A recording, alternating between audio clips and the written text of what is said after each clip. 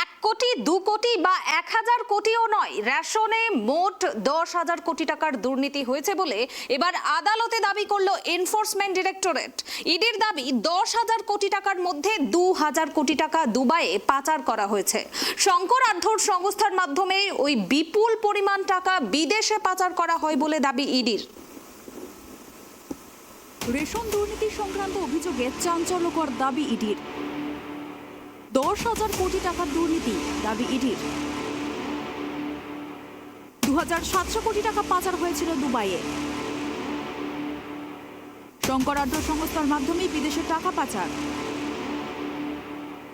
Ration দুর্নীতিতে গ্রেপ্তার বনগাঁর তৃণমূল নেতা শঙ্কর আঢ্যকে আদালতে পেশ করে 14 দিনের জন্য নিজেদের হেফাজতে চেয়ে আবেদন জানায় ইডি। রেশন দুর্নীতি সংক্রান্ত অভিযোগের তদন্তে এবার আদালতে চাঞ্চল্যকর দাবি ইডির তরফে।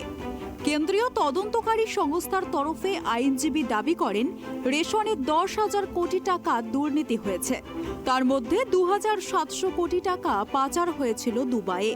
ইডির তরফে আরও দাবি করা হয় শঙ্কর আঢ্যর সংস্থার মাধ্যমেই টাকা বিদেশে পাচার করা হয়েছিল। ইডির আইনজীবী এদিন নগর দায়রা আদালতে বলেন গ্রেপ্তার হওয়া ব্যক্তির অনেক এজেন্সি আছে, সেই এজেন্সিগুলির মাধ্যমে বৈদেশিক মুদ্রার এক্সচেঞ্জ করা হয়। ইডি জানায় বাংলায় এমন মোট 19টি বৈদেশিক মুদ্রার এক্সচেঞ্জের ব্যবসা রয়েছে অভিযুক্তর, যার মধ্যে সবগুলোই সীমান্তবর্তী এলাকাতেই বলে দাবি ইডির। কেন্দ্রীয় তদন্তকারী সংস্থার আরও চাঞ্চল্যকর দাবি এগুলির মাধ্যমে মোট 20,000 কোটি টাকার দুর্নীতি হয়েছে, যার মধ্যে 9 থেকে 10,000 কোটি টাকার দুর্নীতি রেশনে, এমনটাই সন্দেহ ইডির। কেন্দ্রীয় তদন্তকারী সংস্থার তরফে এদিন আদালতে যে পাহাড় প্রমাণ দুর্নীতির হিসেব দেখানো হয় তা শুনে অবাক বিচারক। কেন্দ্রীয় তদন্তকারী সংস্থার তরফে এদিন আদালতে আরও জানানো হয় বিগত প্রায় 1 দশক ধরে এই কারবার চলছে, সীমান্ত এলাকায় একটি মার্কেট চলছে বলেও আদালতে জানান ইডির আইনজীবী। গতকাল অভিযানে নেমে ইডির অফিসারদের আক্রান্ত হওয়ার কথা উঠে আসে তদন্তকারী সংস্থার আইনজীবীর গলায়। ইডির মুখে 20,000 কোটি পাচারের কথা শুনে বিচারক বলেন এরপরও আমরা বলি আমাদের রাজ্য গরিব, আমরা গরিব রাজ্যে থাকি। ইডির দাবি এসএসকেএম হাসপাতাল থেকে শঙ্করের নাম পাওয়া যায়।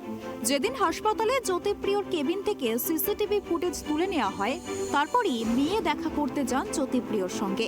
জ্যোতিপ্রিয়ার মেয়ের থেকে ওই চিঠি উদ্ধার করা হয়, সেই চিঠি লিখেছিলেন জ্যোতিপ্রিয়। এদিন আদালতে এই চিঠি তুলে ধরা হয়। ইডির দাবি কার কাছ থেকে কত টাকা নিতে হবে, কাকে কত টাকা দিতে হবে তা লেখা ছিল ওই চিঠিতে।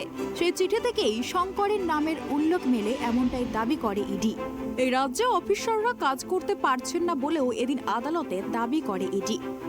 গতকালের মারধরের কথাও উল্লেখ করা হয়।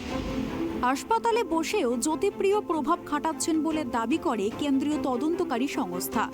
ইডির আইনজীবী সন্দেশখালীতে যে ঘটনা ঘটেছে তাতে রাজ্যের পরিস্থিতি নিয়ে প্রশ্ন তোলেন। কি লুকানোর চেষ্টা হচ্ছে তোলা হয় প্রশ্ন। যদিও শঙ্করের আইনজীবী জানান আইন মেনে গ্রেপ্তার করা হয়নি তার মক্কেলকে। এদিন ইডি আরও জানিয়েছেন একা বাকিপুরের থেকেই 1,000 কোটি টাকার দুর্নীতির হদিশ মেলে। এমন আরও অনেক রেশন ডিলার রয়েছেন যাদের সকলের নাগাল পাওয়া গেলে দুর্নীতির অঙ্ক আরও বাড়বে। Bureau report, tribe TV.